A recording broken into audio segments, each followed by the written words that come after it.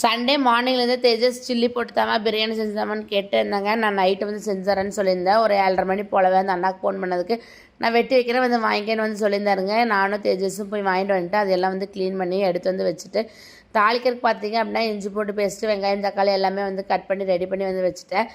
Chicken சில்லியும் கலக்கி வச்சுட்டா கொஞ்சம் நேரம் ஊறுன்னு சொல்லிட்டு அதையும் வந்து கலக்கி வந்து வச்சுட்டேங்க. எனக்கு ஒரு டம்ளர் அரிசி வந்து ஊற வந்து வச்சுட்டேன். நான் வந்து கிரேவிக்கு சாப்பாடு சாப்பிட்டுக்கலாம். தேஜஸ் தக்ஷத்துக்கெல்லாம் தோசை தான் வேணும்னு சொல்லியிருந்தாங்கன்னு சொல்லிட்டு கிரேவி ரெடி பண்ணுறதுக்கு வந்து ப்ரிப்பேர் பண்ணிட்டு இருந்தாங்க. வெங்காயம் தக்காளி நல்லா போட்டு வதக்கிட்டு இஞ்சி பூண்டு பேஸ்ட் ஆட் பண்ணிங்க.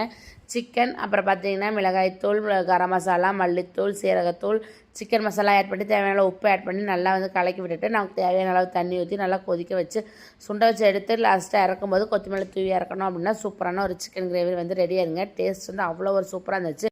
ஒரு நல்ல மூவியாக பார்க்கலான்னு சொல்லிட்டு அப்பா மூவி தான் வந்து போட்டு விட்டுருந்தாங்க. கூடவே தோசையை சுட்டு கொடுத்தா படத்தை பார்த்துட்டு அப்படியே ஃபுல்லாக வந்து சாப்பிட்டாங்க.